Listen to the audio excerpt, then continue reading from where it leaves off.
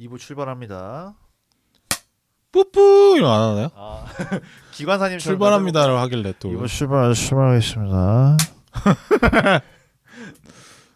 그쵸. 지하철 기관사 네. 동네에서 한 거죠. 네, 2부 어디 지금 2부 출발하겠습니다. 지금 출발하겠습니다. 되게 속삭이시잖아요. 마천행 열차입니다. 상해동 가실 분들은 강동역에서 환승하시길 바랍니다. 이런 얘기. 그렇죠. 근데 저희 최근 종점이 하남 검단산으로 바뀌었거든요. 네. 그래서 하남 검단산인데 이래요. 무슨 역인지 알 수가 없어.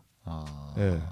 더 또박또박 말씀을 그러면 해주셔야 이제 되는데. 기관사 분들에게 볼펜 물고 발음 연습을 하거나 아, 조례로 제정을 하거나 네네. 아니면은 이제 그 마이크폰의 문제일 수도 있고. 좀 더 천천히 말해주셔도 되는데 음. 이제 말하는 직업은 아니시다 보니 또 기관사분들마다 편차가 있는 게 그것이 아닌가 멋입니다. 싶습니다. 네, 그것이 멋입니다. 어차피 뭐 전광판에 나오는데 뭐. 그렇죠. 네. 그것이 어떤 그 기관사님만의 엣지죠 또. 네네 지하철만의 어떤 그런 분위기를 만들어 주시는 거예요. 네네. 또 기관사님 가끔 또 되게 독특한 기관사님 같은 경우는 이제 역하고 역 가는 사이에 자 승객 여러분들 오늘도 행복한 하루 보내시고 그 멘트 이런 거 하시는 분들도 있어요 예. 또. 특히나 그 7호선이나 한강을 건너는 그쵸.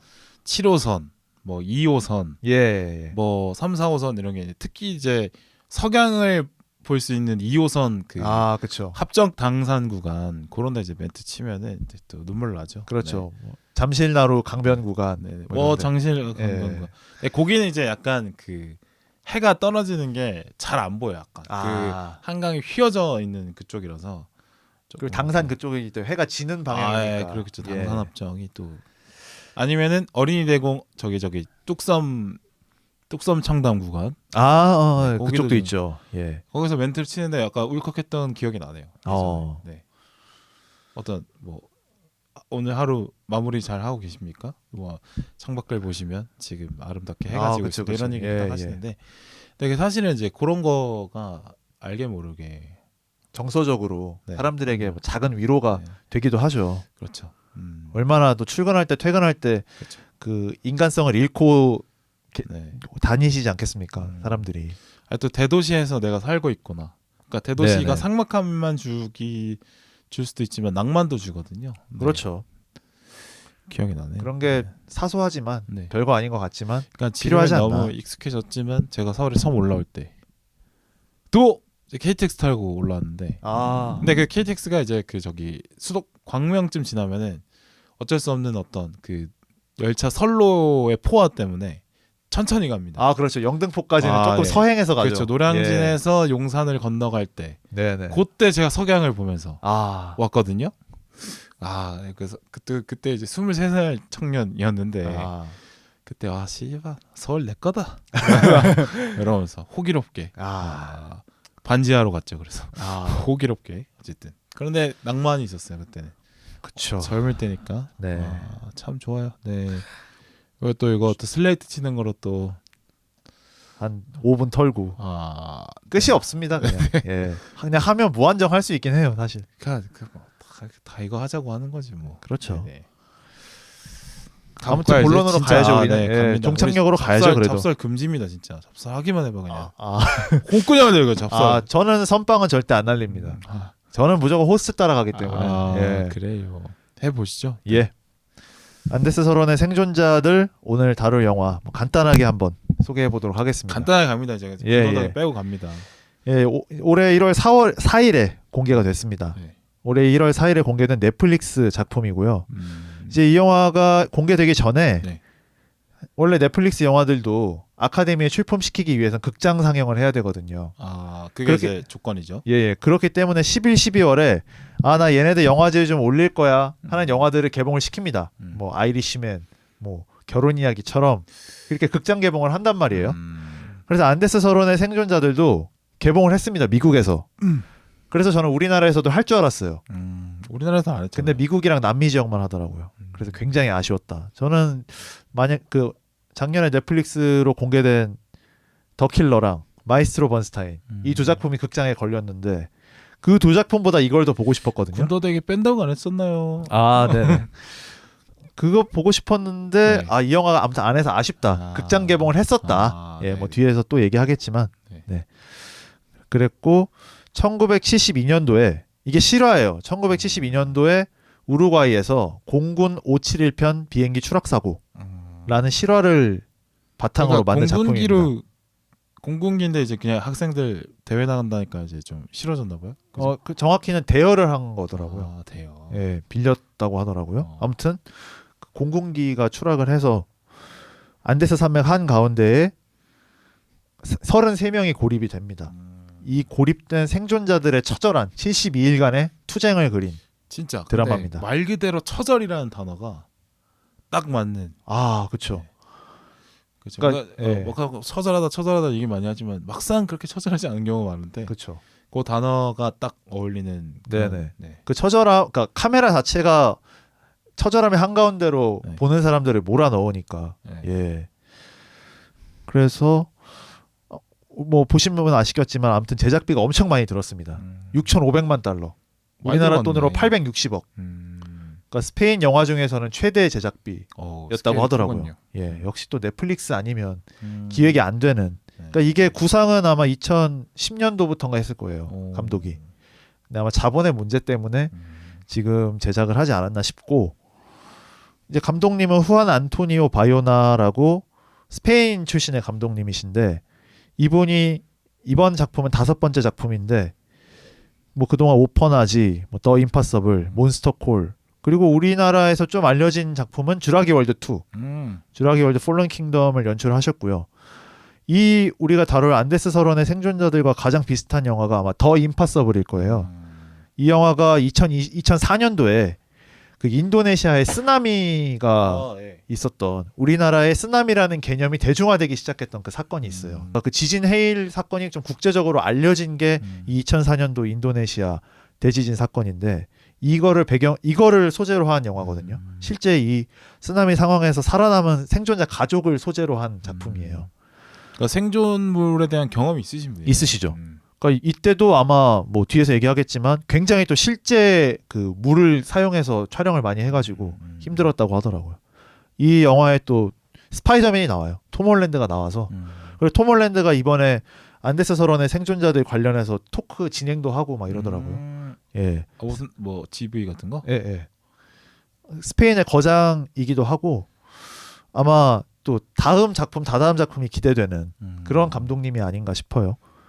그 다큐멘터리를 봤는데 이분은 약간 디렉터라기보다는 매니저, 코치 약간 이런 느낌의 감독인 것 같아요. 그러니까 이 안데스 설원의 생존자들 출연 배우들이 다 거의 뭐 그 출연작이 거의 없는 신인이다 보니까 연기 지도도 다 직접 하고 어떤 뭐 소품의 디테일, 뭐 동선의 디테일을 다 이렇게 잡아주는. 그러니까 우리나라 감독과 좀 비슷한 느낌이 있더라고요. 그래서 이분이 괜히 이런 휴먼 드라마를 잘 만드는 게 아닌구나 이런 생각이 들었습니다. 그러니까 또 이제 실제 그 실화의 주인공들도 젊은이들이고, 그렇죠. 또 배우들도 젊은이들이다 보니까 또 뭔가 또 비슷한 분위기가 잘 났던 것 같아요. 네. 연출이 정말 중요한 작품이었는데 연출을 잘하셔가지고 지금 뭐 넷플릭스에서도 공개되고 나서 한 8주 연속 계속 지금 톱10에 있고 흥행이 잘 됐습니다 또. 그래서 아마 뭐 계속 작품들을 잘 만드실 수 있지 않을까 싶고, 또 배우들도 다 그 남미권의 배우들이에요. 네. 예. 그 점은 아마 이 소재로 만들어진 다른 영화가 있었잖아요. 얼라이브라고. 1993년도에 할리우드에서 나왔던 그 작품과의 또 가장 큰 차별화가 아닌가 싶어요. 영어가 아니라 그렇죠. 일을 겪었던 그 현지 사람들과 비슷한 분들로 만들어졌기 그렇죠. 때문에 그 감성이 또 다를 거예요. 그러니까 흉내를 낸다고 해도 그렇죠. 그 남미권의 또 감성이 다를 수밖에 없고, 또 스페인어 자체도 본토 발음과 남미 스페인어가 다르기 때문에 그렇죠. 네, 그런 것도 이제 잘 구현이 될 수 있겠죠. 네네. 그래서 배우들이 다 신예급이기 때문에 한 분 한 분 다 소개해드리기는 힘든데 이제 주요 배역인 3분만 소개를 해드리면 이제 누마 역을 맡은 분은 엔조 보그린치치라고 우루과이 출신이에요. 이분은 93년생이더라고요. 보니까 약간 안정환과 아담 드라이버를 섞은 느낌. 아담 드라이버는 느낌 있네. 예. 근데 거기 약간 안정환을 첨가한. 안정환 젊은 시절? 예, 테리우스 시절. 약간 그런 느낌. 아니요 동의하지 못하겠습니다. 네. 네. 그리고 그 페르난도 그 3일 동안 혼수 상태에 있다가 깨어난. 네네. 그 그러다 회복을 하고 엄청난 역할을 하죠. 네네. 난도 역의 어거스틴 파델라라고 이번 아르헨티나 출신이고 94년생 배우더라고. 갑자기 또 우리 김남도 박사의 아. 아프니까 청춘이다. 아. 네, 갑자기 또 생각이 나긴 하네요. 김난도 교수님 이거 보셨을까요? 난도 엄청 많이 불리던데. 난도. 그게 또 아픈 청춘들에 대한 얘기지 않습니까? 아 진짜 그래서 아프네요. 김남도 박사께서 무조건 봐야 되네. 꼭 보셨으면 좋겠습니다. 자매품이죠. 네네. 사실. 네. 꼭 보시고 트렌드 코리아 2025에 후기를 네. 한번 써주셨으면 좋겠다. 그렇죠. 예. 참고로 그 할리우드에서 만들어졌을 때는 이 난도 역을 에다노크가 했었어요. 이든 학. 네. 예, 이든 헉. 그분이 했고 또 로베르토 역은 마티아스 리칼트. 라고 아르헨티나 출신 배우인데 이번은 2001년생이더라고요. 그러니까 확실히 좀 나이가 많이 어려 보이긴 해. 극 중에서 다들 뭔가 물론 극 중에서 뭐 누마나 난도는 20대 중반이고 로베르토는 만으로 20대가 안 된 그렇죠. 캐릭터라 좀 나이 차이가 실제 있긴 한데 그럼에도 불구하고 이제 로베르토 역은 많이 어려 보이긴 하더라고요. 그랬습니다. 그리고 저는 재밌게 봤던 부분이 네. 이게 그러니까 우루과이하고 아르헨티나하고 상당히 역사적으로도 상당히 우호적인 관계에 있는 국가거든요. 또 그렇죠. 민족 구성도 상당히 좀 비슷하고 또 이게 또 뭐라 해야 되냐? 그러니까 그 저기 남미 스페인어는 그 이탈리아 억양이 좀 들어가 많이 그래요? 들어가. 왜냐면 이탈리아 이민자들이 많이 있어서. 그래서 보면은 메시도 그게 조상이 이탈리아계예요. 이름이 이제 모음으로 끝나면은 이탈리아계거든요. 끝에가 뭐 그러니까 페르난데즈 이런 거는 스페인어계 이름이고 뭐 메시 오로 끝나거나 캄파소 뭐 이런 거는 이제 그거는 이탈리아계 이름이거든요. 근데 그런 또 차이가 있구나. 그런 게 또 있는데 거기에 또 막 동유럽 막 이민자도 있고 막 이런 좀 특이점이 있는데. 그러니까 되게 다양한 문화권이 그러니까 유럽 아무래도 뭐 유럽에서 워낙 영향을 많이 받았던 땅들이다 보니 그렇죠. 이제 여러 또 유럽 문화권이 그러니까 섞여 지배 있군요. 언어는 스페인어인데 이탈리아계 이민자들이 나중에 들어와서 많이 섞이다 보니까 이제 발음 자체도 약간 이탈리아어스러운 발음이 많이 들어가 있고 특히나 이제 그 이름에서 이탈리아계 이름이 많이 보입니다. 네. 그래서 뭐 많이 있다 뭐 이런 얘기를 그냥 살짝 한번 섞어봤어요. 그렇죠. 사실 굳이 안 해도 되는데. 근데 저는 이 영화를 보면서 뭐 약간 이것도 세일 수도 있는데 이래서 스페인이 무서운 나라다. 왜요? 컨텐츠의 측면에서. 그치. 나 그 얘기하고 싶었는데 그러니까 우리가 영미권의 영향력은 사실 우리가 사실 범영미권이라고 봐도 그렇죠. 왜냐면 미국 영화 영향이 크다 보니까 되는데 그러니까 우리가 영어를 어느 정도 기본적으로 배우고 강제가 되는 건 약간 그런 쪽으로 보면 되겠죠. 근데 이 남미 그러니까 스페인어권이 상당히 크기 때문에 네네. 라틴권이라고 할 수 있는 그래서 이 안에서의 시장이 상당히 또 클 수 있죠. 그렇죠. 네. 그러니까 이 제작을 할 때도 뭐 우리나라 같으면 우리나라 컨텐츠를 만들려면 우리나라 배우들밖에 못 쓰는데 이제 스페인에서 컨텐츠를 만들 때는 우루과이 그러니까 남미 쪽에서도 포섭이 된다. 그러니까 이게 제작을 할 때 굉장히 그 배우들이나 어떤 스태프들의 스펙트럼을 넓힐 수 있어서 이것도 굉장한 경쟁력이겠구나. 그러니까 실제로 비영어권 컨텐츠들 중에서 넷플릭스에서 가장 많이 이렇게 소비가 되는 나라가 한국 컨텐츠랑 스페인 컨텐츠랑 일본 컨텐츠래요. 그렇죠. 독자 그 문화권이 네네. 그 컨텐츠들은 이제 영어권에서도 충분히 어필이 되고 비영어권에서도 먹히는. 그래서 이렇게 하니까 또 우리나라가 진짜 대단한 것 같아요. 그렇죠. 우리는 또 그러니까 우리나라는 진짜 그냥 내용물로 어필을 하는 그러니까 거니까. 한국어권이라는 게 사실 딱히 없는 거잖아요. 그렇죠. 그냥 한 번 더 밖에 그쵸. 없는데 심지어 북한은 이제 넷플릭스 못 볼 테니까. 그렇죠. 그리고 뭐 일본처럼 어떤 서브컬처를 오랫동안 쥐고 장악해온 것도 아니고. 그리고 인구도 꽤 되고. 그렇죠. 1억 2천억 이상은 되니까. 인구도 꽤 되는데 사실 뭐 대한민국 대단하죠. 그렇죠. 그래서 스페인 컨텐츠 진짜 갑자기 무섭다. 또 국뽕으로 어쨌든 그 스페인어권이 사실 우리가 이제 다양한 국적의 사람들이 영어 쓰는 건 상당히 당연히 생각하는데 다양한 국적의 사람들이 스페인어도 많이 쓰고 있다. 그렇죠. 스페인어를 쓰는 나라가 상당히 많은데 이걸 네네. 좀 체감할 수 있는 그런 어떤 프로덕션인 것 같아요. 그렇죠. 예. 그러니까 남미 컨텐츠의 힘을 조금 느낄 수 있었고 아무튼 이렇게 잘 나왔기 때문에 또 2024년도에 스페인에서 가장 큰 영화제인 고야상이라고 뭐 우리나라의 청룡영화제 정도 되겠죠. 거기에서 작품상이랑 감독상을 수상을 했습니다. 그리고 앞서 얘기했지만 아카데미에서도 국제장편영화상, 분장상 2개 부문 노미네이트가 돼 있습니다. 네, 소개는 여기까지. 그래요. 예. 일단 뭐 겸사겸사 뭐 총평 겸 뭐 또 여러 가지 느낌들을 또 가볍게 스타트를 해보면 일단 아까도 제가 얘기해 드렸지만 극장에서 진짜 보고 싶었는데 네. 이 재난 영화 근데 겨울철에 딱 맞는데 이게. 아 그렇죠. 예. 그리고 또 소재가 재난 영화니까 아. 물론 실화라서 조금 뭐 이렇게 가볍게 소비를 한다는 게 어떻게 뭐 받아들여질지 모르겠지만 어찌됐든 영화로 만들어졌고 또 영화가 실제로 재난 상황을 가장 가깝게 체험할 수 있게 설계가 되어 있기 때문에 그만큼 또 그 추운 느낌을 표현을 잘했기 때문에 예, 예. 사실 이제 체험 영화 느낌으로 봐도 그렇죠. 되거든요. 그래서 네네. 큰 영화관에서 시린 듯이 하얀 배경으로 그렇죠. 그냥 반팔티 입고 네네. 보면은 좋았겠다라는 아쉬움이 있었습니다. 네. 그러니까 끊어서 보기에는 또 아쉽기도 하고 예. 그리고 그러니까 뭐라 그럴까 할리우드가 아닌 재난 영화는 또 거의 볼 일이 없잖아요 우리가. 예, 그렇죠. 네, 저도 이번 작품으로 진짜 오랜만에 보게 된 것 같은데, 야 진짜 연출자의 역량이 확실히 중요하다. 그 한 15분에서 20분 있다가 사고 장면이 나오잖아요. 네. 거기에서의 그 연출은 와, 야 이거는 진짜 뭐라 그럴까 할리우드는 좀 너무 여유로운 연출이 아니었나 싶을 정도로 그 재난의 어떤 생생함을 긴박하게 담아내고 있어서 그러니까 좀 담백한 느낌인데 사실적인 네 그런 그렇죠. 느낌이죠. 네. 그 장면의 장악력이 엄청나가지고 깜짝 놀랐습니다. 압도적이었고 그리고 영화가 굉장히 인물들에 붙어 있더라고요. 카메라가 되게 보면은 아주 그 등장 인물들을 근거리에서 잡아주거든요. 실제로 공간이 작으니까 그 느낌을 내기 위해서 그렇지 네네. 않을까요? 네.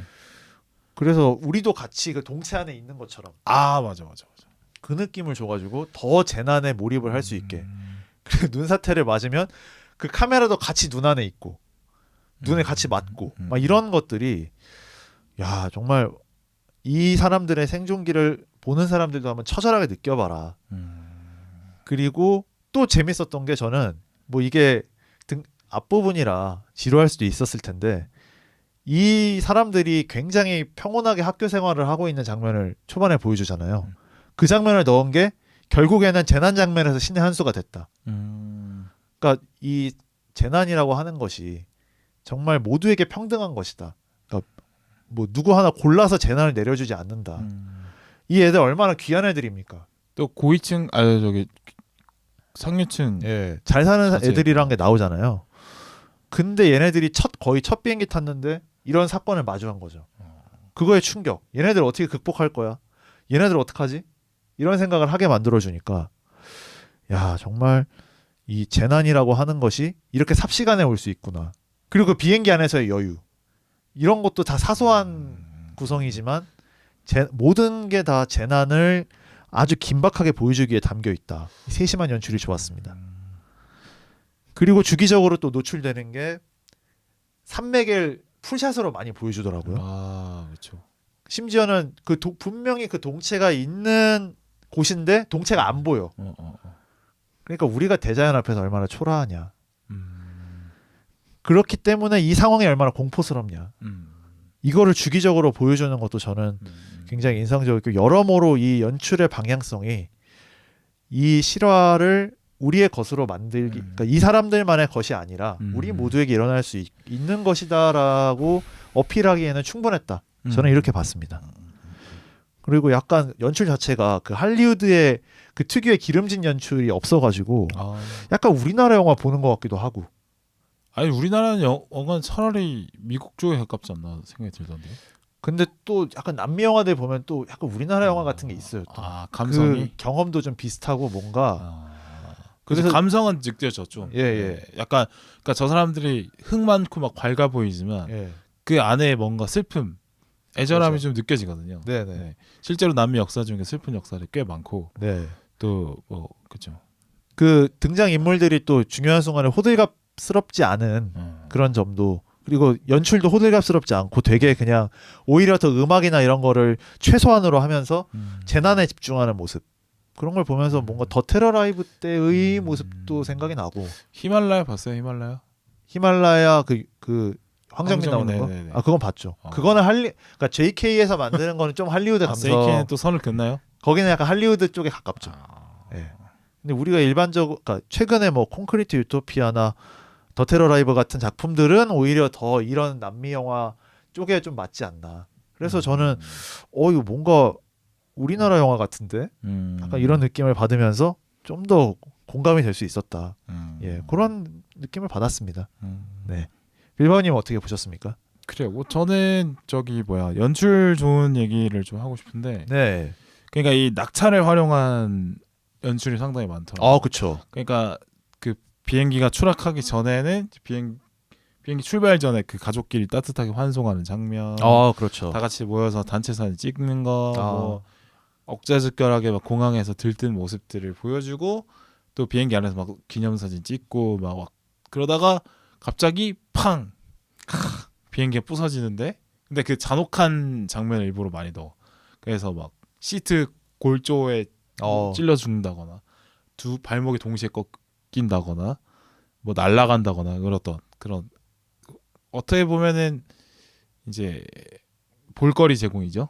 좀 이렇게 스펙타클이랄까? 그렇죠. 스펙타클에다가 약간의 잔인한 장면을 딱 때려 넣으면서, 사실 안 보여주려면 안 보여줄 수도 있지만 굳이 넣으면서 이제 긴장감을 올려주면서 몰입감을 확 올려놓는, 이제 슬슬 이제 영화 속의 관객을 빡 쏠려 들어가게 만드는 그런 어떤 그런 킥이라고 해야 될까? 그런 식으로 잘 쓴 것 같고, 또 뭐 비슷한 게 중요한 어떤 재난이 들어올 때 항상 그 전에는 좀 따뜻한 분위기를 심어놓는데, 그렇죠. 그 눈 사태가 일어나기 직전에 네네네. 또 이제 그 눈 장면도. 감다 먹긴가 뭐 약간 예. 라인 맞추기 놀이 같은 걸 하더라고요. 네네. 그러니까 시조 읊기 뭐 이런 건가 봐. 네네.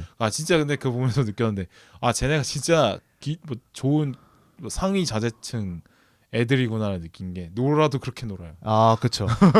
다 보면은 뭐 그러니까 법대생, 문학적인 의대생 다 소양이 이러니까. 있어야 할 수 있는 놀이를 하더라고요. 그쵸. 어쨌든 그 뭐 화기애애하게 이제 희망을 얘기하는 그런 느낌인데, 이제 눈사태 들어와서 사실은 눈사태가 있었겠지만 그 전에 뭐 화기애애했는지 안 했는지 모르잖아요. 근데 이건 이제 영화적으로 연출을 만든 거죠. 그렇죠. 그런 거는 좀 또 좋아 보였고, 뭐 그다음에 뭐 카메라를 활용한 연출도 꽤 있었는데, 그러니까 사진을 계속 찍는 캐릭터가 한 명 있다고 하잖아요. 근데 예, 그게 예. 출발 전에 화기애애한 사진과 이제는 좀 적응해서 그 조난지에서 좀 살아남으면서 여유 있게 보이는 그런 사진을 이렇게 교차 편집해서 보여주면서도 이들의 어떤 운명의 확 변화를 사진 보는 걸로 딱 보여준다든지 이런 효과적인 연출들이 좀 눈에 보이더라고요. 그렇죠. 그런 거는 좀 좋았던 것 같아요. 왜냐하면 사실은 이야기가 어떻게 보면 단순한데 또 시간도 뭐 2시간 정도 되면은 이제 긴 편이잖아. 근데 이런 연출을 통해서 계속 긴장감 있게 봤던 그런 영화였던 것 같아요. 재밌게 봤어요. 그리고 또 인간의 조건이 뭔지, 뭐 인류에는 뭔지, 어떤 인간의 의지에 대한 얘기도 할 수 있을 것 같고, 뭐 자연에 대한 얘기도 할 수 있을 거고, 그래서 여러 가지 생각해볼 거리도 많은 좋은 영화였다고 생각합니다. 네네. 저는 그래서 한 6.5점? 6.5점. 10점 만점에. 짠데? 근데 저는 뭔가 이 드라마가 네. 조금은 아쉽긴 했어요. 그래요? 왜냐하면 이게 어쩔 수 없는 건데, 네. 아무래도 그 각각의 등장인물들에 대한 존중이 영화에 깔려 있다 보니까 드라마의 호흡이 조금 길어가지고 그 점은 좀 그러니까 당위성은 느껴졌으나 방식에 있어서 조금 아쉬운 점은 있다. 그러니까 눈사태 이후에 네. 그 누마가 죽기 전까지의 흐름이 조금은 이렇게 페이스가 길어져서. 길다고요? 예. 그거는 이제 약간 몰입의 문제죠, 사실. 뭐 그럴 수도 있죠. 길다고 느낀다고 이런 거는 사실은 그것도 되게 주관적인 네네. 거 아닐까 생각이 드는데요. 예. 그 점이 좀 아쉬웠다. 네. 그렇지만 저는 굉장히 뭐 아쉬운 훌륭했다. 점은 예. 없었어요. 네, 뭐 이 정도면 완벽한 영화 아닐까 생각하는데. 근데 재난 영화 중에서 이렇게 잘 만들기는 쉽지 않다. 네네네. 네. 그러니까 막 재난의 비극적인 그 어떤 비극 포르, 그러니까 잔인한 포르노 예. 이런 느낌도 사실 있잖아요. 그렇죠. 막 잔인한 장면, 막 비명 지르는 네. 장면, 막 도망가서 막 슬퍼하고 막 통곡하고 네, 막 네. 이런 거 계속 안 돼. 이러면서 막 슬로우 뭐 모션 판도라 걸고. 같이 네. 뭐 이런 그런 거 그런 게 없어. 그런 과한 연출 예, 없는데도 그런 게 없어. 근데 예. 그 비극과 그 사람들의 고통이 막 느껴지잖아. 그래서 저는 뭐 좋지 않나? 네, 그러니까 최대한 왜곡 없이 그 재난을 최대한 담아내려고 해서 깔끔하게 네, 얼꾸먹게 담아내서 네, 좋았다. 했다라는 거죠. 총평 뭐 이런 이 정도로 할까요? 예, 예. 진행 좀 하세요. 네, 언제든지. 디테일적인 얘기도 좀 해봐야 될 텐데 네.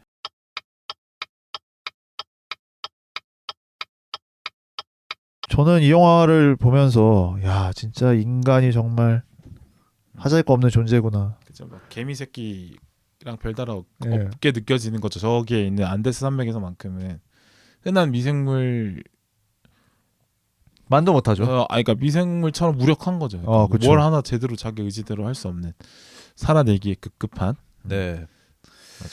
그러니까 우리가 사실은 지금 문명 속에서 살고 있기 때문에 그런 것들을 느낄 새가 많이 없잖아요. 네.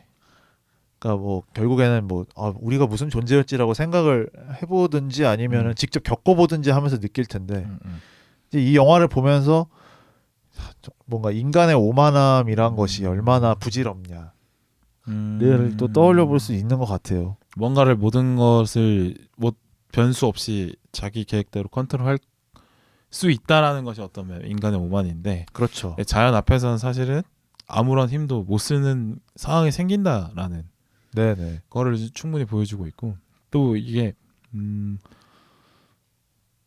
뭐랄까 그러니까 결과적으로 인간이 뭘 해내고 막 하는 거는 그 전에 선조 때부터 쌓아온 지식과 경험과 기술 그런 어떤 자본 같은 게 있기 때문에 뭔가 많은 걸 할 수 있는 것처럼 느껴지는 거지. 그 사람 혼자 단독자로서는 뭘 할 수 있는 게 없다. 그렇죠. 라는 거를 확인하게 다시 확인하게 되는. 네네. 그 단독자라는 게 정말 좋은 포인트인 것 같아요. 그러니까 왜냐하면 점점 이제 삶이 고도화될수록 개인화가 네. 많이 된다고 생각을 하는데, 그러니까 뭐 제가 계속 연결이란 얘기를 방송 초반부터 하긴 했지만 정말 이 상황에서만큼은 연결이 아니고서는 살기 어렵잖아요. 그렇죠. 예. 그런 점에서 우리가 이 개인주의적 사회를 살고 있는 세상에서 정말 뭐 그 개인주의적 세상에서도 위기란 게 발생을 할 텐데 그렇다면 이 우리가 오래전부터 지구의 변화무쌍한 환경 속에서도 살아남을 수 있었던 이 연결의 힘이란 걸 어떻게 다시 복원을 할까?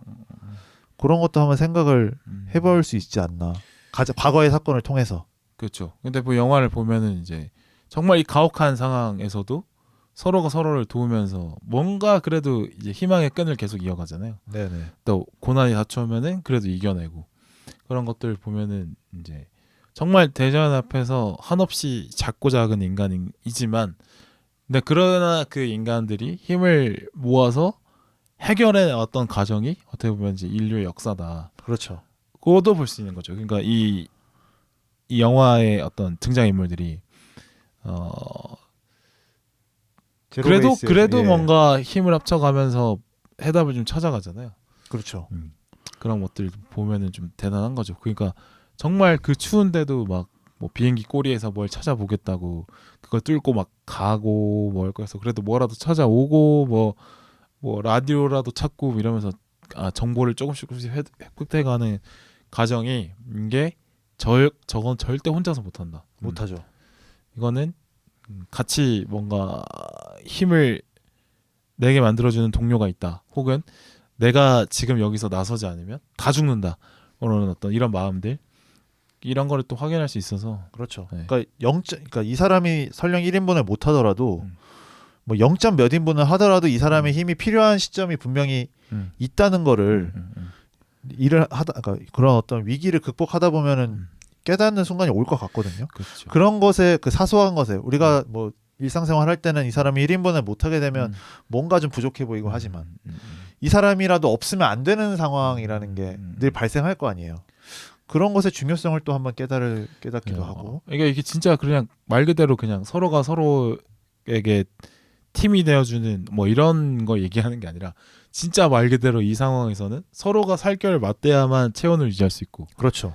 또 진짜로 누가 시체가 되면 뭐 영양분이라도 되어주고. 그래서 정말 이 말 그대로 탁 붙어서 서로가 버티는 그런 거를 또 확인할 수 있는 거라서 되게 좀 짠하면서도 인간의 위대한 면이 또 있으면서도 여러 가지 또 측면을 확인할 수 있어서 좋았던 그렇죠. 것 같고. 그러면서 또 드는 생각이 우리는 그러면 과연 그 이후를 생각해 보고 사는지 그것도 한번 되짚어 볼 필요가 있는 것 같아요. 그러니까 물론 이거를 살면서 생각하기는 힘들겠죠. 힘들 텐데 그러니까 우리가 이 지금의 좋게 누리는 것들이 영원하지 않을 거 아니에요. 분명히. 뭐 당장 내일 소행성이 떨어질 수도 있잖아요. 그럼 그랬을 때 우리 인류가 다음 생존을 위해서 어떤 준비를 하고 있는가?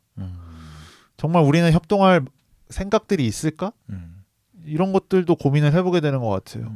그 어찌됐든 여기서의 생존자들은 완전히 제로 베이스가 된 상황에서 본인이 전혀 겪을 거라고 생각지도 못한 상황에서 해결책을 찾아 나가는 상황인데 우리는 그래도 이 영화를 통해서 어떤 교훈을 얻고 그래도 뭔가 좀 깨달을 수 있고 누군가는 계속 경고를 하고 우리가 이런 위기에 처할 수 있습니다. 우리가 지금부터 힘을 합쳐야 됩니다라고 누군가 얘기라도 하잖아요. 근데 정말 그걸 우리가 진짜 생각을 하고 있을까?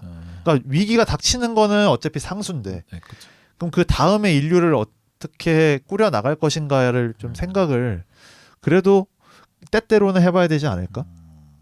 재난이란 게 뭐 꼭 비행기 사고가 아니더라도 어떤 형태의 재난은 생길 수 있는 것인데 그런 것에 너무 대비하지 않고 지금 우리가 누리는 것에 너무 초점을 맞추고 있지 않나?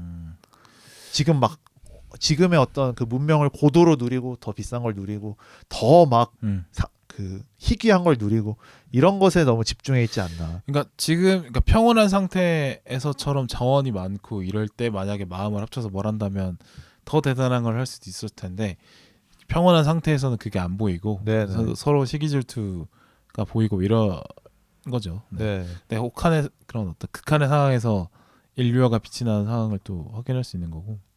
저는 여기서 좀 그래도 이 집단이 좀 다른 집단들에 비해서 특별함이 있었다고 생각해요. 그러니까 그래도 사실 다툼이 있을 법만 한데 물론 영화상에서 다툼을 표현을 안 해서 였을 수도 있겠죠. 근데 보면은 어느 정도 다 토론을 통해서 의견이 갈등이 있음 의견의 차이가 있으면 확인하고 그래도 토론을 통해서 뭐 문제를 좁히려고 하지 막 화를 내고 욕을 하고 때리고 물론 먹을 게 없어서 그렇게 힘이 없을 때릴 수도 힘도 있겠지만 없을 수도 있겠죠. 예. 네, 어쨌든 서로의 대화를 듣고 이해하고 존중해 주려는 마음 세팅이 다 있잖아요. 그렇죠. 그것 때문에 오히려 오래 버틴 것 같아. 근데 그런 게 왜 가능했을까 생각해 보니까 이들이 스포츠 팀이었다는 점도 그게 네네, 아마 맞아요. 또 영향을 미치지 않을까. 그러니까 실제로 많은 시간 호흡을 맞춰왔던 동료들이기 때문에 그러니까 팀 스포츠를 하듯이 좀 머릿속에 마음을 생각했던 것 같아요. 그러니까 정말 인연이 없는 33명이었다면 뭐 분열하고 뭐 만약에 그러니까 지금 영화에서처럼 어떻게 보면은 시기를 하는 장면이 어떻게 보면 이제 그렇게 안 야만적으로 보였었던 거는 그들이 어느 정도 합의와 공동체 의식을 갖고 있는 사회였기 때문에 그렇게 가능했던 것 같고 만약에 진짜 막 잘 모르는 33명이 모였다면은 정말 야만스러운 모습이 표출됐을 텐데 그래도 서로가 하나의 공동체 안에 있었던 사람들이기 때문에 더 고민을 많이 하고 더 서로를 생각하고 이런 모습이 나왔던 것 같고 또 하나 더 찾아보자면 또 다 가톨릭 신자라는 점도 어떻게 보면은 이제 이 서로를 고민하고 챙겨주는 마음을 더 강하게 만들었지 않았을까? 실제로 그 우루과이가 가톨릭 신자 비율이 가장 높더라고요. 다른 남미들 국가에 비해서? 그건 모르겠고 그 우루과이 국가 내에서 아, 이제 종교를 믿는 사람들 중에서 가톨릭을 믿는 사람들의 비율이 가장 아니 근데 많은. 스페인어권은 다 가톨릭이죠. 음, 네.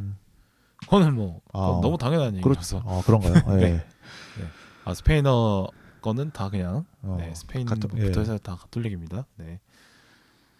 그러니까 어찌됐든 뭐 우리라고 하면 안 되겠구나. 그 럭비 팀에 소속된 그 대학생들이 뭐 실제로 종교적인 마인드가 그 사고 이전에는 뭐 크게 있었던 것처럼 묘사되진 않잖아요. 뭐 미사 시간에 약간 딴 생각이나 하고. 그렇죠. 예. 그렇지만 그렇게 얕게 믿었던 종교라도 가장 위기의 순간에서는 또 힘을 발휘를 하니까 오히려 이 공동체가 단합할 수 있도록. 그러니까 미사 시간에 장난친다고 해서 그 믿음이 없는 건 아니죠. 그렇죠. 그냥 친구들끼리 그러니까, 예. 장난치고 싶으면 하는 네네. 거지. 그러니까 뭐 우리 현대 사회에서도 사실 종교가 많이 좀 뒷전으로 밀려나거나 그렇게 중요하지 않은 것으로 생각되기 마련인데 네.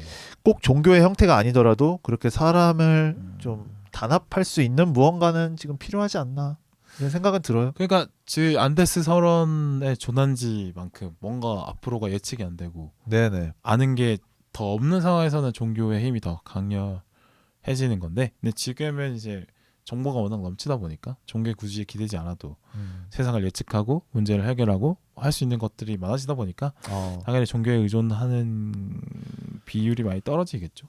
그래서 전 세계적으로 사실 그 무종교화 비율이 예. 계속 올라가고 있고, 네, 우리나라에서도 개신교 믿으시는 분들의 비율도 점점 떨어지고 있다고 그거는 하더라고요. 뭐 가톨릭도 예. 마찬가지고 불교도 네네. 마찬가지입니다. 그리고 뭐 유럽에서도 뭐 무교 비중이 많이 올라가고 있고, 네네. 그런 거는 뭐 이제 그게 보편적인 진리가 사라지다 보니 너무 이제 그룹화돼가 돼가니까 그룹의 이익만 반영이 되고 그런 것들이 또 사회 문제를 발생하게 하는. 근데 이제 종교가 이제 뭐 정보 기술이나 네. 자본으로 많이 역할을 뺏겼기 때문에 네네. 그래서 이제 그런 것 같은데, 여기에 이제 안티산맥의 조난지는 돈도 없고 뭐 정보 기술 없으니까 이제 오로지 믿음의 힘으로 버텨야 되는 상황이 됐겠죠. 그러면 우리는 결국에는 위기에 빠져야만 근본을 찾을 수밖에 없는 건가요? 근본이라는 게 어떤 믿음 같은 거? 그러니까 보편적인 어떤 진리나 그 뭐 인간다움을 협동심이나. 찾을 수 있는 게 위기가 발생해야만 찾을 수 있을까요? 그 위기가 발생하기 전에는 결국엔 찾지 못하는 건가요? 위기에서야 필요가 생기니까. 네, 그거는 뭐 어쩔 수 없는 부분이지 않나. 네. 네. 그 점은 아쉽긴 하더라고요. 그러니까 네, 뭐 인간이 예. 뭐 다들 그렇죠. 뭐 화장실 들어갈 때 나갈 때 다르다고. 그러니까 너무 그 보편적으로 좋은 것을 바라보자고 하는 얘기가 점점 각광을 못 받는 게 좀 아쉽긴 해요. 그러니까 영화가 이 사람들을 통해서 말해주고자 했던 게 결국에는 사람 간의 그 공동체를 형성해서 결국에는 힘을 합쳐야 위기를 극복할 수 있다는 건데, 네. 그게 이제 재난 영화 아니면은 조금 낡게 인식이 되니까. 사실 이제 좀 그런 어떤 우리 같이 힘을 합치자, 뭐 네. 서로를 생각하자, 이런 말들이 사실 구태의연하게 느껴지는 게 요즘 세태긴 해요. 네. 각자 잘 살자, 뭐 어떻게 하면 더 효율적일까, 이런 거에 대한 어떤 끈적끈적한 어떤 정 같은 걸 강조하는 어떤 그런 것들이 좀 이제 배척을 받는 분위기. 그래서 요새 이제 인간과는 유대랄까, 이런 게 이제 올드 패션하게 느껴지는 건데, 네네. 근데 뭐 계속 상기를 해야겠죠. 그러니까 그 뭐랄까, 결과적으로 인류의 어떤 긴 기간으로 볼 때, 그러니까 짧은 기간으로 보면은 뭔가 개인 플레이를 하는 게 더 이득으로 보이는 것 같지만, 긴 시간으로 놓고 볼 때 큰 어떤 진전이나 큰 위기를 극복하는 데 있어서는 사실 유대가 없이는 불가능했다. 항상 어떤 연대로 네네. 이겨냈지 않았나 그런 생각이 그러니까 이게 듭니다. 꼭 뭐 대단하게 무슨 힘을 합치고 뭐만 있으면 뭘 같이 하고 이런 게 아니라, 그렇죠. 뭉칠 때 뭉쳐보자는 건데. 네네. 그러니까 모든 걸 다 각자 해결할 수 없기 때문에. 맞아요. 네. 그러니까 지금은 우리가 이제 여기의 영화 속 주인공들처럼 스스로의 미약함을 느끼기 어렵지만 그 문명에 둘러싸여 있기 때문에, 사실은 근데 인간은 사실 그걸 빼면 그냥 미약한 존재라는 걸 이 영화를 보면 이제 깨닫게 되는 거죠. 네네. 그걸 한번 생각해볼 지점이 있었던 것 같고요. 이 영화의 특징적인 면이 있어요. 그러니까 나레이션을 많이 사용을 하는데 그렇죠. 나레이션을 시작을 해서 나레이션으로 끝이 나니까. 그렇죠. 근데 이 나레이션을 주로 했던 캐릭터는 누마입니다. 네, 주인공을 아예 누마로 설정을 그렇죠. 했죠. 이게 또 영화의 약간 사소한 반전 요소이기도 하죠. 그러니까 다른 재난 영화와 차이점이라면, 그러니까 어떻게 보면 이제 재난을 극복하는데 핵심적인 역할을 하고 끝까지 살아남은 사람을 주인공으로 하기 마련인데, 네네. 근데 여기 안데스 설원의 생존자들의 주인공은 누마인데 누마는 사실 중간에 죽잖아요. 그렇죠. 그러니까 생존해오지 못한 사람을 주인공으로 해서 나레이션을 많이 맡겼다라는 것이 이제 이 영화의 의도가 있는 거죠. 네네. 저는 이 누마를 한 것에 대해서 약간 세 가지 포인트가 재밌었는데, 첫 번째로 이 누마 이 사람도 실존 인물인데 이분은 얼라이브에서는 등장하지 않습니다. 오리지널 캐릭터인가요? 오리지널 캐릭터라기보다는 얼라이브에서는 그때는 거기서는 뺀 캐릭터. 그러니까 생존자들만 실명으로 나오고 돌아가신 분들은 실명으로 안 나왔어요. 네. 그래서 이제 라파엘이라는 가상의 캐릭터로 각색이 됐고, 이 실제 누마라는 인물이 나온 거는 이 안데스 설원의 생존자들이 처음이라서 그 점에 있어서 이 영화를 바라보는 그 사건 당사자분들의 생각 이 영화는 진짜 이제 우리 언어로 만들어지는 우리 문화권에서 나오는 영화니까 잘 만들어져야 돼. 이런 게 반영된다고 봐서 재미있었고, 또 이분은 마지막 사망자입니다. 누마가 이분이 마지막으로 돌아가시고 누마의 사망 이후에 구조대가 오는 16분의 생존자는 다 무사 귀환을 하시죠. 그러니까 마지막 사망자가 나레이션을 맡았다는 것은 뭐라 그럴까, 어떤 생과 사에 영화 속에서는 생과 사에 걸쳐 있는 느낌이거든요. 맞아요. 예, 가장 오래 살았지만, 그러니까 죽은 사람 중 가장 오래 산 사람이잖아요. 그러니까 단순하게 말해서 그 점이 우리가 재난 상황에 처하면 언제까지 살고 언제까지 죽을지 알 수 없다. 그렇기 때문에 한 사람 한 사람이 다 중요하다. 살아온 사람만 중요한 것이 아니다. 이거를 드러내서 또 재미있었고, 또 이 누마는 럭비 팀원이 아니에요. 그 정확히는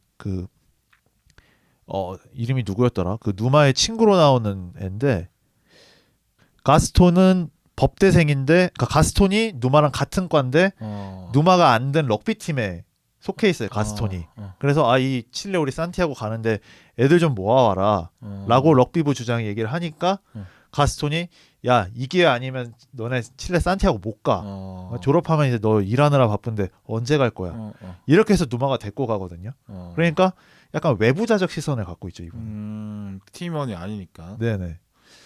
그렇다 보니 좀 더 이 재난에 관조적이고, 좀 더 이 본인이 갖고 있는 믿음에 호소할 수밖에 없는 거죠. 럭비 팀에 아는 사람이 적다 보니까. 그래서 이분이 만약에 저는 럭비 팀이나 이런 걸 좀 더 사교적인 활동을 많이 하시는 분이라면 그 영양분 섭취에 동참을 했을 것 같거든요. 근데 이분은 좀 더 뭐라 그럴까, 개인적인 삶을 많이 살아오신 분이었기 때문에 내 믿음으로 이 위기를 극복하겠다라는 의지로 영양분 섭취를 안 한 것 같아. 안 한 것처럼 그려져가지고. 그러니까 팀원이 아니기 때문에 이제 팀의 결정이잖아요. 그러니까 영양분 섭취를 하자. 그러니까 그렇죠. 그게 정확하게 영양분 섭취를 하자 이런 식으로 안 됐지만 그냥 암묵적인 동의도 좀 있고, 네네. 주도적으로 나선 사람도 있고 하다 보니까 이제 먹을 사람은 먹게 하자. 근데 결과적으로 이제 그냥 먹는 것처럼 결정이 내려진 것처럼 됐는데. 근데 그런 어떤 집단의 결정이 발생하는 중력에 영향을 좀 덜 받는 수밖에 없겠죠. 외부인이었으니까. 예. 그래서 그렇게 윤색이 됐기 때문에. 그런데 럭비 팀 말고 다른 승객들도 있잖아요. 근데 그 승객 중에 살아남아서 영양분 섭취하는 그 사람도 나오는데, 그 부인과 같이 타는데 부인은 죽고 남편만 살아남은 그쵸. 그 사람은 이제 영양분 섭취하시거든요. 네네. 근데 그건 럭비 팀 하기엔 나이 차가 많이 나서 그렇죠. 아마 그러니까 그런 럭비 팀 아니어도 섭취하는 분은 섭취한 거고, 그러니까 누마처럼 안 하기를 선택한 사람도 있는 거죠. 네네. 그러니까 이 누마라는 인물이 이제 학교를 계속 다녀왔고 사회에 이제 곧 첫 발을 내디딜 사람이라 어떤 선택이란 거를 제대로 해본 적이 없는 인물인데 이 재난 상황으로 어떤 자기에게 여러 가지 선택의 상황이 놓이게 된 거잖아요.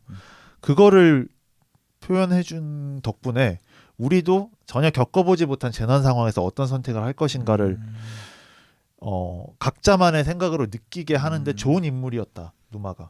그렇죠. 이제 외부자이기도 하면서. 네네. 그러니까 이 사람도 대학생이었기 때문에 모든 것이 처음이고 보는 사람 역시도 이런 전대미문의 재난 상황을 처음 목격하는 것이기 때문에 어느 정도 그 누마와 비슷한 면이 있다. 그래서 관객들과 동화되기에 가장 좋은 인물을 선정을 하지 않았나. 네, 그 포인트에서 재밌었습니다. 저는. 네.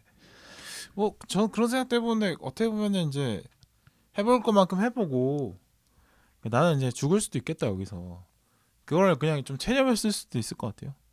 그래서 굳이 안 먹었을 수도 있겠다. 생각도 듭니다. 네. 근데 그런 거죠. 근데 그 누마가 던지는 질문은 있죠. 그러니까 어떤 게 인간의 조건이냐. 그러니까 그렇죠. 어느 정도까지 내려갈 수 있느냐 인간은. 근데 네. 뭐 그 뭐죠? 뭐 사촌 형제들 중에 선도적으로 영양분 섭취를 주장하는 그 세 명은 뭐 비인간적이라는 얘기를 들을지언정 여기는 지금 특수한 상황이니까 먹을 수밖에 없다라고 생각하는 사람도 있는 거고 반대로 뭐 상황과 이런 거 상관없이 절대적인 기준이라는 게 있다.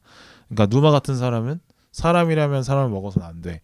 라는 어떤 절대적인 기준인 거죠. 그것이 뭐 어떤 상황이든. 그렇죠. 사람을 먹는 사람은 사람이 아니다. 라는 기준이 확고하게 있는 사람이기 때문에 그걸 지키는 거죠. 나는 사람이니까.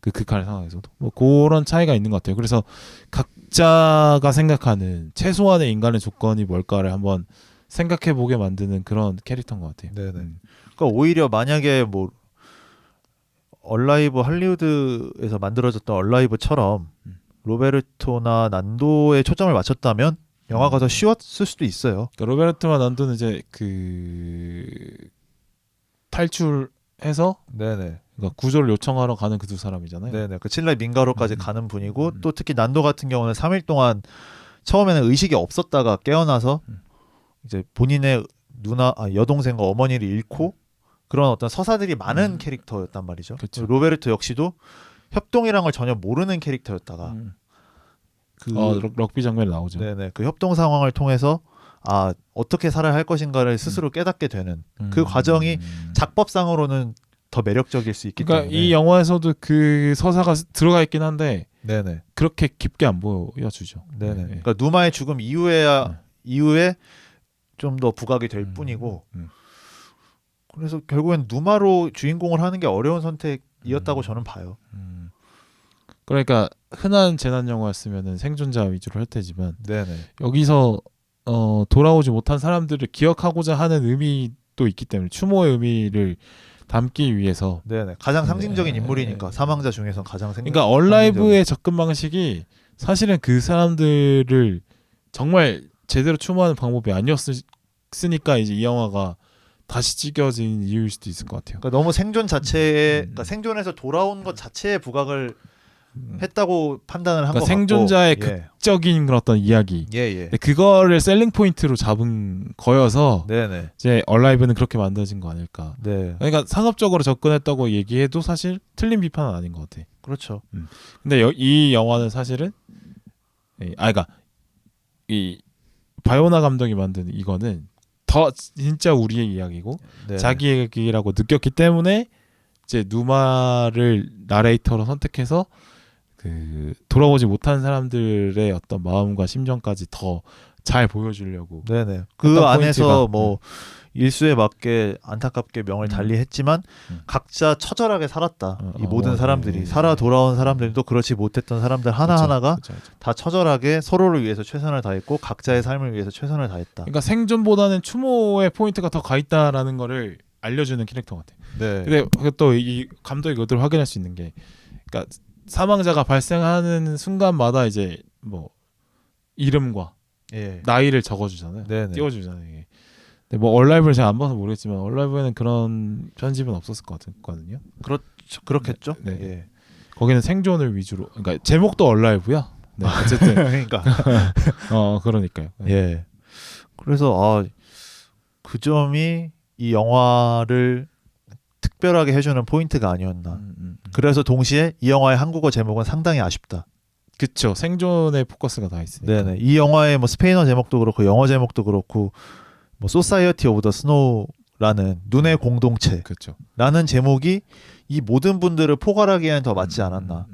그런 아쉬움이 들더라고요. 그러니까 그 안에서 이제 포인트가 그러니까 거기에 나오는 이제 식인, 네. 영양분 섭취 뭐 이런 거에 대해서 쉽게 비난할 수 없는 문제였구나 그들에게는.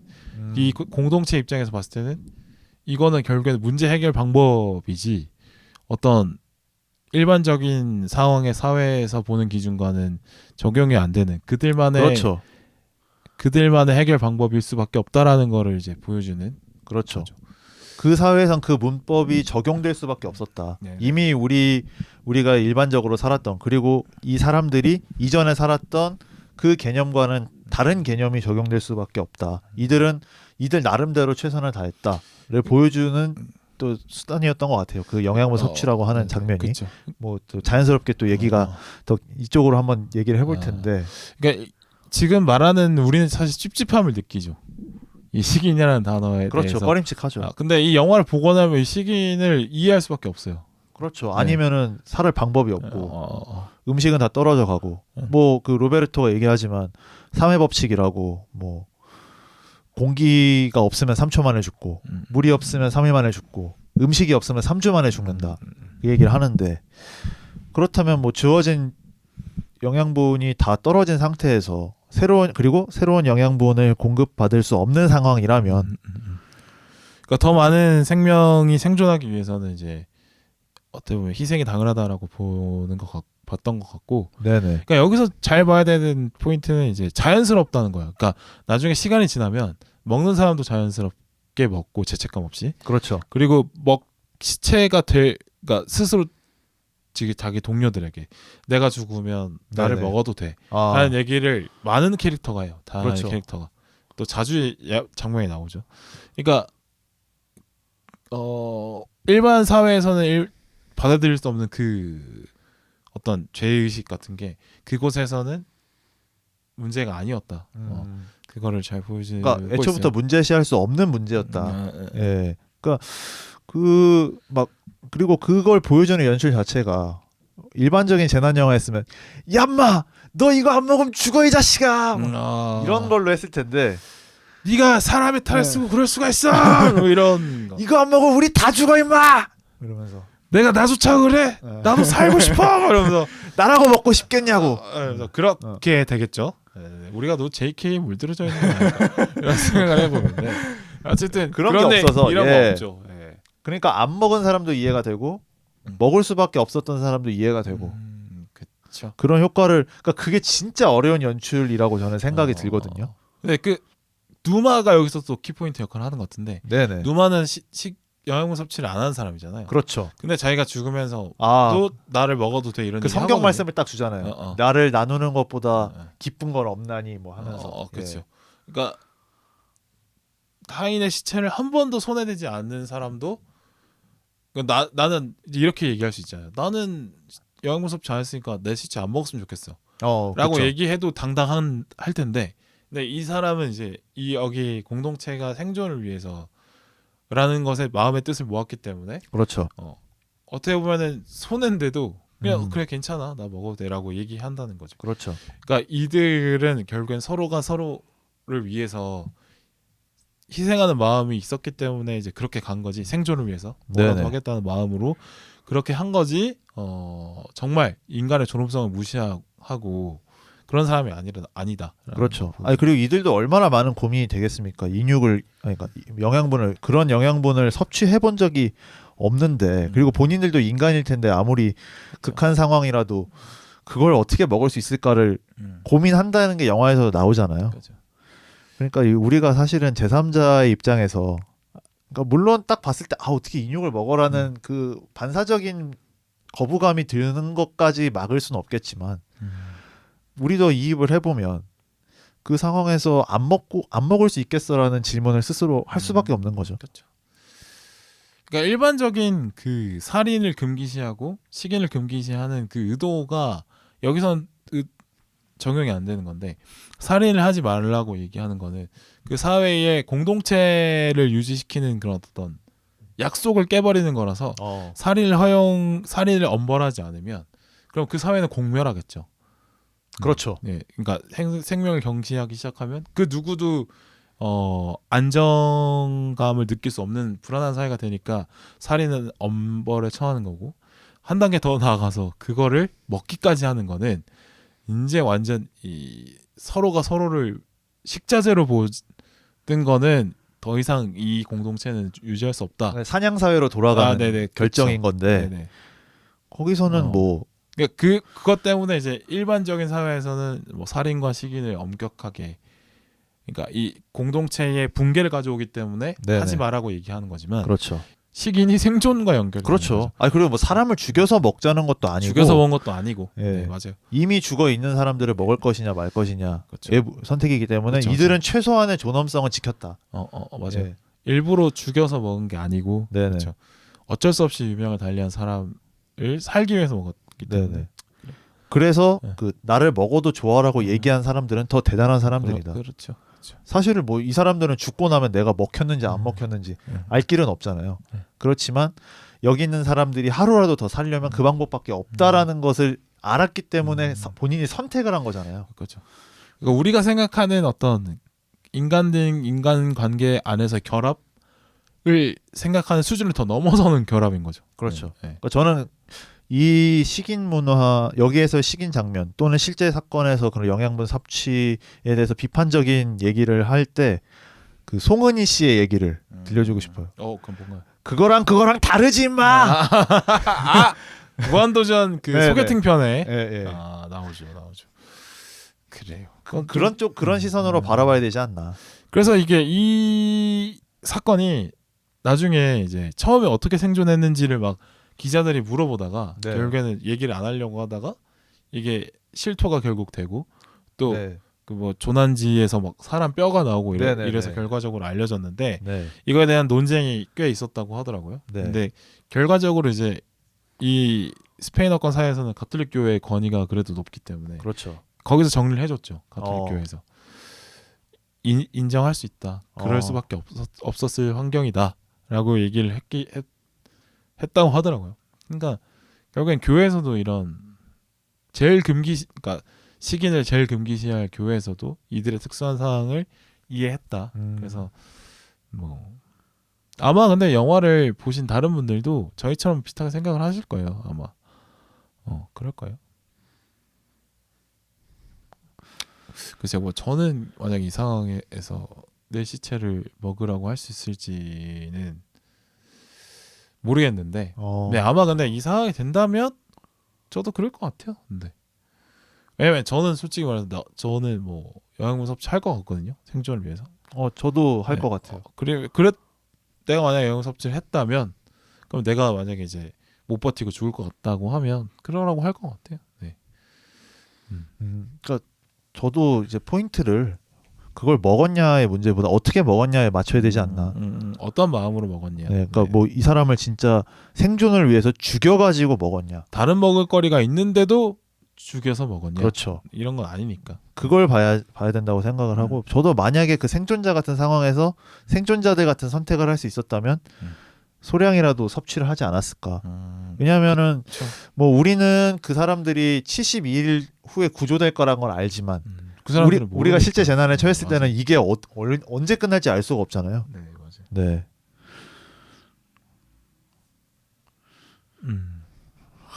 참 이게 뭐라 그럴까, 생각보다 이슈가 민감해서 그렇지 의외로 선택의 딜레마를 크게 가져다 주진 않았을 것 같아요. 특수한 상황이니까, 특수한 공동체니까. 그래서 눈의 공동체라는 제목이 더 사람들에게 더 많은 질문을 던져줄 수 있지 않았을까 하는 아쉬움이 드네요. 네. 그러니까 절대적인 조건 같은 건 없는 거예요. 뭐 모든 그렇죠. 것이 상대적이고. 네. 이제 마지막 이거 하면 돼? 이제 거의 마무리인 것 같아. 2랑 8만 하면 될 것 같거든. 7-2랑 8만. 설경과 추위를 묘사를 워낙 잘했기 때문에 영화를 보는 환경이 상당히 중요하겠다는 생각이 들었어요. 맞아요. 네. 그러니까 이 영화 속의 등장 인물이 느끼는 추위를 그거만큼은 느끼지 못하더라도 저 사람들 진짜 춥겠다라는 생각이 들 정도의 환경에서는 봐줘야 되지 않나. 그렇죠. 그러니까 이 영화를 이해하는데 첫 번째 진입 단계인 거예요. 근데 이거를 만약에 이해 못하는 수준의 집중도에서 만약에 보게 된다면 이 영화는 정말 지루한 영화가 될 수밖에 없지 않나. 그렇죠. 라는 생각이 들어요. 뭐 예를 들어서 뭐 지하철에서 핸드폰으로 보면서 그렇죠. 갔다 하거나 네. 아니면은 뭐 그냥 뭐 보일러 빵빵 틀어져 있는 난방이 잘 돼 있는 집에서 반팔 반바지를 입고 만약에 이 영화를 봤다고 하면 이 영화가 맛있다는 표현이 상당히 이 영화에서만큼 쓰면 안 될 것 같은데 이 영화가 의도한 대로 즐길 수 있었느냐. 그렇죠. 그러니까 약간 이 등장인물들의 처절함과 함께 해야 이 영화가 재밌게 볼 수 있는 것 같아서 그렇죠. 이 영화는 다른 영화와는 조금 다른 어떤 어느 정도의 체험 혹은 자신의 어떤 예전에 했던 경험을 좀 다시 불러일으켜서 이 감정에 몰입을 해야 이 영화가 몰입을 할 수 이 영화에 몰입을 할 수 있을 것 같아요. 예. 그게 넷플릭스 영화의 딜레마인 것 같아요, 저는. 그러니까요. 근데 이 영화가 아쉬운 거는 이제 넷플릭스로 볼 수밖에 없었다. 그러니까 이 영화는 넷플릭스 아니면 제작될 수 없었지만 넷플릭스로 보기 때문에 반감되는 게 분명히 있거든요. 맞아요. 그러니까. 예. 그래서 결국 그 넷플릭스로 본다는 것이 우리에게 동질한 경험을 제공해 주는가에 대해서도 생각해 볼 수 있을 것 같아요. 그러니까 같은 영화를 보더라도 어떤 사람은 태블릿으로 보고 네. 노트북으로 보고 아니면은 진짜 큰 화면으로 보는 사람과 아니면 제대로 그냥 홈시애터에서 보는 사람과 그렇죠. 감상이 달라질 수밖에 없다. 그렇죠. 이거는. 특히나 이 영화는 더 그럴 것이다. 왜냐하면 이거는 서사만으로 볼 수 없는 영화니까. 그렇죠. 그러니까 넷플릭스가 좋은 컨텐츠를 제공을 해주지만 이 시네마를 완벽하게 대체하지 못할 것이다라는 생각이 저는 이 영화를 보면서 더 확고해진 것 같아요. 오히려. 예. 물론 넷플릭스가 있기 때문에 우리가 그 사람들 시선에 맞는 그 사건의 실화를 만날 수 있는 것이죠. 왜냐하면 할리우드는 현지 프로덕션을 잘 안 하잖아요. 그렇죠. 할리우드는 뭐 뮬란도 영어로 만드니까. 그러니까 모든 걸 다 영어로 만들기 때문에 거기에서는 이질감이 있는데 그걸 세탁이 되죠. 한번 빨리는 거죠. 네. 그러니까 그게 넷플릭스가 전 세계에서 콘텐츠를 찍으면서 그 현지의 이야기들을 현지의 언어로 만드니까 우리가 좀 더 실감나게 볼 수 있는 건데 동시에 넷플릭스로 보는 사람들의 어떤 영화관에 상영관에 표를 끊고 들어가는 것처럼 똑같이 보일 수는 없으니까 아까 말씀하신 것처럼 완전히 넷플릭스에서 제대로 풀로 지원하는 스펙으로 이 영화를 본 사람과 그냥 지하철 타고 모바일로 광고 요금제로 이 영화를 본 것과 현격한 차이가 날 수밖에 없는 그 아이러니가 생기는 것 같아요. 맞습니다. 네. 그래서 이 결과적으로 영화관의 생명은 생각보다 길 것이다. 뭐 이런 그렇죠. 특히 이런 재난 영화나 액션 영화 같이 좀 더 타격감이 있고 좀 더 박진감이 있는 영화들은 영화관을 더 선호할 수밖에 없을 것이다. 이분님은 이거 어떻게 봤어요? 저는 그 PC 넷플릭스로 봤어요. 뭐 그래도 몰입되던가요? 그 PC 같은 경우는 이제 공간 음향이 지원이 됩니다. 그렇기 때문에 그 사고 상황에서의 그 기계들이 빠그라지고 그런 어떤 디테일한 요소들을 더 즐기기 좋아서 그래도 저는 몰입하면서 볼 수 있지 않았나. 근데 이 절단 신공을 하잖아요. 넷플릭스 영화를 보게 되면 그것까지 막을 수는 없더라. 거기서도 신체 절단이 나오더라. 한번 끊어보게 되는 거. 그러니까 이제 145분짜리 영화인데 이 영화가 그러니까 저는 약간 미드폼 컨텐츠처럼 50분에 3번씩 뭐 이런 식으로 그렇게 그것까지 막긴 힘들더라. 그러니까 집중해서 보려고 해도 그 영화관에서만큼 강제하지는 않기 때문에 뭐 이건 사실 넷플릭스 영화를 넷플릭스로 보시는 분들의 공통된 모두의 경험일 것 같긴 한데 그러나 저는 제 방에 그 빔 프로젝터가 있지 않습니까? 그러면 좀 확실히 우위에 있으신 거죠. 관람 환경에서. 저는 또 제 철학상 난방을 잘 하지 않기 때문에 더 실감나게. 더 실감나게 봤죠. 그래서 넷플릭스 영화인데 그거 한 번도 안 끊고 본 거는 정말 오랜만인 것 같아요. 오, 그래서 그러셔. 약간 추운 상태에서 이렇게 아, 딱 이렇게 원래는 이불을 덮을 수 있지만 이불 덮지 않고 이렇게 아, 나는 저들과 공감하겠다. 아, 나 추위에 떨어본 적 있거든. 아. 정말로. 네, 새벽 편의점 상하차 택배 상하차를 하면서 오들오들 떨면서 일해본 적도 있고 뭐 정말 그 어떤 각자 추위에 떨어본 경험을 떠올리면서 그쵸. 그쵸 뭐 용평 스키장 야간 할 때 뭐 그때 그런 것도 생각을 하면서 이렇게 봤거든요. 그래서 환경이 중요하지 않았을까 생각이 들더라고요. 네네. 근데 만약에 진짜로 모바일로 본 분은 되게 지루하게 봤을 수밖에 없을 것이다. 그렇죠. 네.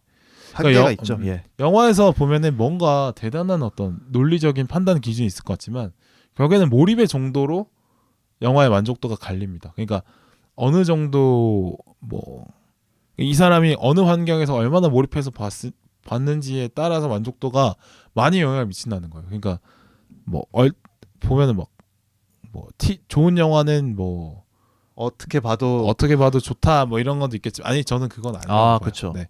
아바타 핸드폰으로 보면 사실 유튜브보다 재미없을 가능성이 높습니다. 아, 그쵸.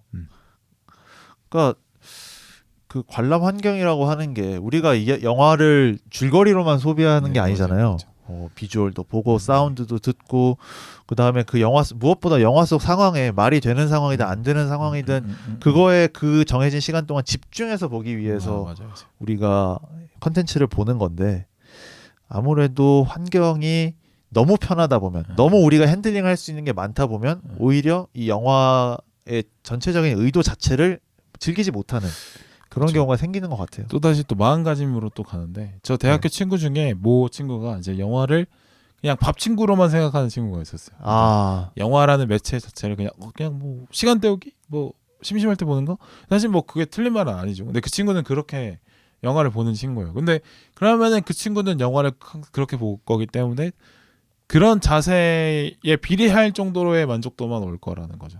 그렇죠. 그냥 시간만 잘 가는 정도. 근데 그 이상 시간 잘 가는 그 이상의 어떤 울림이나 뭐 어떤 깨달음이나 고민거리를 느껴지는 어떤 그런 풍부한 영화가 느끼는 그 감정은 그 친구는 만약에 생각이 바뀌지 않았다면 평생 영화를 보면서 그런 걸 못 느낄 거예요. 네네. 왜냐하면 그 친구는 영화를 그렇게 보니까 그렇게 생각하고 있으니까. 그러니까 영화를 어떤 태도로 바라보고 있느냐가 또 만족도로도 돌아올 수 있다. 그러니까 존중하고 그렇죠. 보는 만큼 또 많은 걸 받아올 수도 있겠다라는 생각도. 네네. 그 학원 강사분 중에 영어 선생님 중에 조정식 씨라고 있어요. 조정식 영어 있어요. 선생님. 네, 고려대 법대 출신. 네, 네. 그분이 하신 말씀 중에 인간의 집중력은 소모품이다 라는 얘기를 하셨거든요. 맞아요. 한계가 있습니다. 그러니까 우리가 밥 먹으면서 공부한다는 것 자체가 모순이다. 오버쌈바죠. 그러니까 사실. 밥 먹을 땐 밥에 집중해라. 너 공부할 때 그러니까 밥 먹을 때 공부하면 공부할 때 밥 생각난다. 그렇지. 그러니까 저는 영화나 뭐 어떤 컨텐츠를 볼 때도 마찬가지인 것 같아요. 맞아요. 그러니까 그거를 최대한 집중해야 어떻게 보면 제일 큰 만족을 얻을 수 있죠. 네네. 그러니까 물론 그 밥 친구를 겨냥하고 만들어진 컨텐츠도 분명 있을 거예요. 뭐 유튜브 컨텐츠 같은 경우는 웹예능이나 웹드라마 같은 경우는 아예 그렇게 가볍게 소비를 하라고 만들어진 것도 있죠. 근데 넷플릭스 영화도 어찌됐든 기존 뭐 상업 영화와 크게 다르지 않은 작품들이 많기 때문에 또 그거에 맞게 성격에 맞게 즐기는 것도 괜찮지 않을까. 우리가 뭐 어떤 뭐 편수 채우려고 맞아요. 어디에 뭐 남겨서 내가 뭘 이야기를 하려고 볼 수도 있지만 감성도 많이 남기려고 이렇게 보려고 하는 거 아니죠. 볼 수도 있지만 그 영화 자체에 온전히 집중할 때 그 감상이 최대치가 되고 뭐 좋든 나쁘든 그게 내게 될 것 같거든요. 네. 가장 내 것이 될 것 같거든요. 맞습니다. 네. 그래서 볼 때만큼은 물론 뭐 밥 친구도 좋지만 영화 볼 땐 영화 친구가 되시라. 이랬으면 좋겠습니다. 갑자기 또 말장난을 갑자기 또 쓱 집어넣는데 그런 거는 좀 영화 볼 땐 영화의 친구가 되시고 밥 먹을 땐 밥들의 친구가 되시는 게 낫지 않나. 바람 피지 마라. 그러니까 그러니까 내가 하고 있는 것에 집중하자. 그러니까 몰입하면 몰입할수록 효율과 효과와 만족도가 가장 높다라는 말씀이에요. 내과학적 측면에서 말씀을 드려봐요. 네. 뭐 조잘조잘 많이 떠들어봤고요. 많이 떠들었네요. 오늘도 한 2시간 반 정도 한 것 같아요. 워낙 또 저희가 만나면 또 이렇게 이야기를 한다 중간에 보니까 빼면 될 것 같고 그렇죠. 소감 들어볼까요? 네, 뭐 오랜만에 또 이렇게 빌바오님과 또 청취자분들과 열정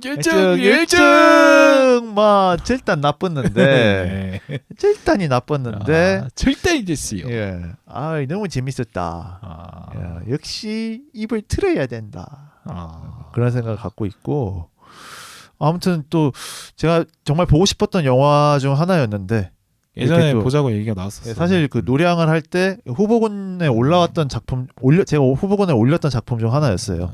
또 뒤늦게라도 같이 하게 돼서 너무 재미있었고 또 영화가 괜찮았기 때문에 네. 영화와 관련된 많은 이야기도 나눌 수 있어서 좋지 않았나. 뭐 제가 바라는 게 있다면 네, 안데스 서론의 생존자들이 그래도 뭐 아카데미에서 한두 개라도 타면 반가울 것 같고 이 방송분이 또 팟빵에 인기 컨텐츠에 올라간다면 더없이 반가울 것 같다. 요새 팟빵 분들이 많이 외면하고 계시거든요. 요새 예. 추천 많이 안 올려주더라고요. 그 노량 이후로 좀 잠잠한 것 같아요. 아니 그 뒤에도 좀 올라가긴 했는데. 아 그랬나요? 네네. 아, 그래도 이제 거의 올라갔었는데 안 되고 있긴 한 것 같습니다. 예, 다시 한번 또 이럴 때도 있는 거지 또. 약간 소원해질 때도 있고. 그렇죠. 또 우리가 뭐안 볼 사이인가 또. 네 어쨌든 뭐 또 약간의 뭐 거리가 필요한 것 같고. 아 갑자기 또 그 얘기를 내가 얼마나 몰입했냐면 이 영화에. 뭔가 내가 안 입는 잠바 같은 거 좀 주고 싶다.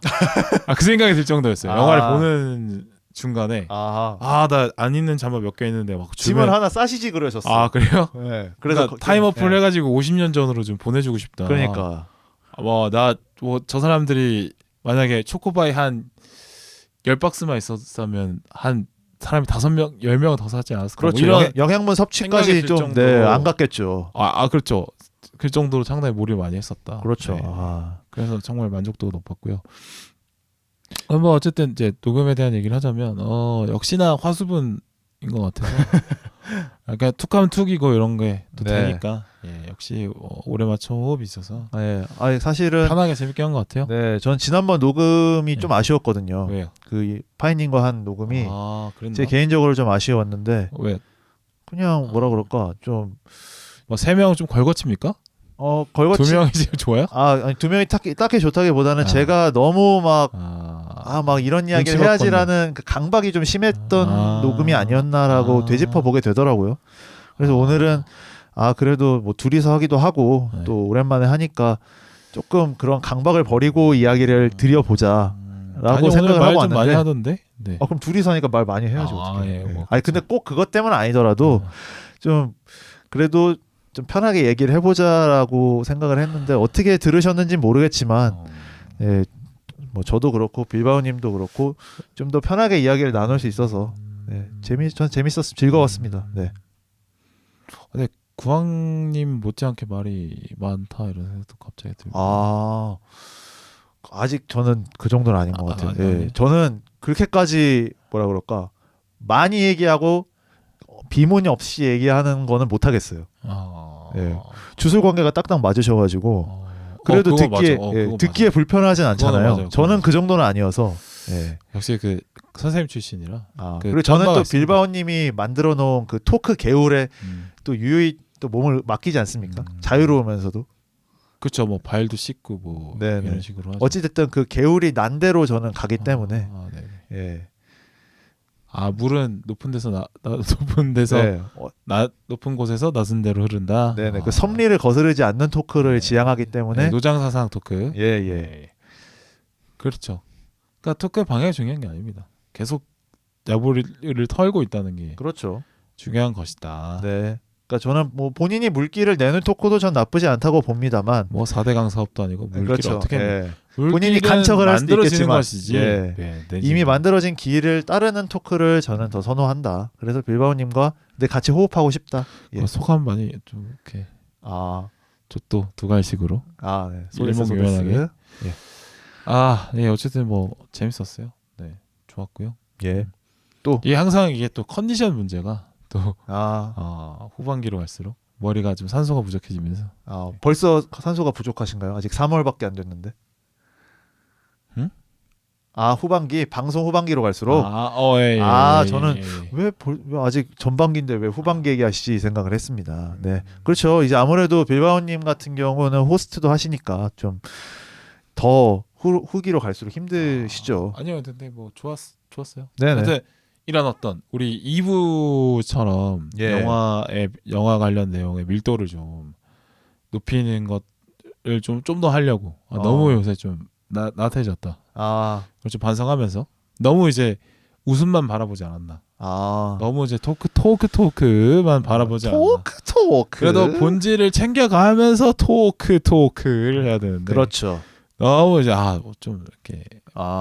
근데 그거는 네. 제가 봤을 때는 빌바오님이 너무 낙차가 크셔. 그러니까 내가 마음에 안 드는 영화에 대해서 길게 얘기하고 싶지 않아 하셔. 그러면 욕만 하니까. 그러니까. 저는 욕하는 별로. 그러니까 뭐 영화를 항상 바라볼 때 뭐 네. 영화 뭐 아무리 좀 졸작이라고 느껴져도 영화를 만든 사람이 더 고생하고 많이 생각하고 영화도 잘할 텐데. 그렇죠. 내가 해봤자 뭐 그냥 어떤 뒤에서 숨어서 욕하는 것밖에 안 된다고 생각하는 편이라서 칭찬을 하려면 열심히 칭찬하지만 그렇게 하는 편이죠. 구태여 뭐 이렇게 하고 싶진 않다. 네, 까는데 정성을 많이 들이지 말자 하는 마음은 또 있죠.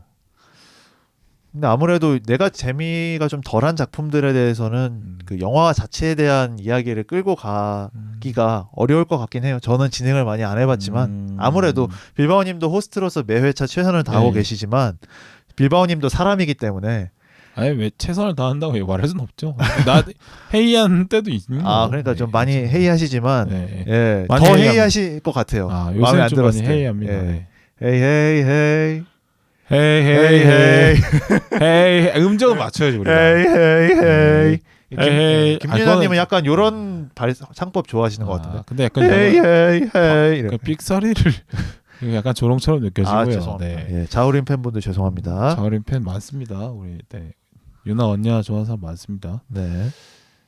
뭐 그래요. 근데 뭐 그런 생각이 드는데 이제 그러니까 방송에 대한 고민은 사실 제일 많이 알고 있는 친구여서 드는 생각은 뭐 결국에는 참여하는 사람이 제일 재밌어야 된다라는 생각이었는데 그게 제가 하던데 거기에 좀 지쳐 보니까 너무 이제 좀 재미 위주로 가야 우리가 하는 게 재밌으니까 이런 착각을 좀 하지 않았나. 근데 영화 얘기를 진중하게 하는 것도 재밌게 느끼실 텐데 참여하는 분들이 약간 이제 그걸 잠깐 잊었지 않았나 생각이 들어서. 근데 워낙 또 많이 하시다 보면 또 이 사람의 마음이란 게 약간 바이오리듬처럼 영화 얘기 많이 하고 싶어하는 때도 있고 영화 얘기 별로 안 하고 싶어하는 때도 있고 왔다 갔다 한다고 생각을 하거든요. 그런 마음들을 표출하는 게 또 팟캐스트의 묘미니까 상황에 맞게 잘 하시면 될 것 같아요. 또 영화 얘기하면 또 영화 얘기 잘 하시고 재미 쪽으로 가면 또 재미로도 충분히 분량을 만들어내시기 때문에 갑자기 또 칭찬을 또 숭배 젠장 또 빌바오였어. 아까도 저기 밥을 헤매겼더니 그 얘기는 왜 안 합니까? 아까 했어요. 밥값 해야 된다고. 그래요. 은연중에 다 PPL 합니다. 저는. 저는 슬슬 끼워 넣습니다. 저는. 그래요. 아까 이제 규동 비슷한 거였죠? 유사 규동. 그리고 닭도 잡아주시고 하셨기 때문에. 로스트 치킨. 닭들. 그럼 뭐 밥을 안 먹인다고 해서 대충 하고 이런 건 아닌데 밥을 먹었으니까. 모든 시작은 밥 한 끼에서 출발한다고 누가 그러지 않았습니까? 뭐 밥을 먹든 안 먹든 열심히 할 거다라고 얘기하지만 밥이 들어가고 안 들어가고는 차이가 날 수밖에 없습니다. 그렇죠. 그러니까 이게 약간 사람 된 도리라고 생각을 합니다. 그럼 많이 먹여야 돼. 하잖아. 몰라? 웰컴 투 동막권 안 보세요? 봤는데 기억이 안 나가지고. 그거 제일 명대사인데. 많이 먹여야 돼. 그렇습니다. 약간 그런 오묘한 감정이 있어요. 그러니까 그 녹음을 막 하잖아요. 그때 되면 갑자기 안 하고 그냥 하기 싫어. 근데 그것도 너무 많이 하셨어. 인트로 멘트로. 저는요 녹음 들어가면 하기 싫어요. 이걸 몇 회 차이는지 몰라. 몇 번 많이 했나요? 많이 하셨어. 그러니까 이것도 근데 그 얘기 너무 하면 징징대는 것 같아요. 그래서 클로징에 대한 얘기를 할 건데. 그래서 클로징도 이제는 클로징 할 때 근데 클로징 하려니까 또 미련이 클로징 남아. 하기 싫어. 뭔지 알죠. 이상한 감정이 있습니다. 근데 청취자분들은 마무리하겠습니다. 또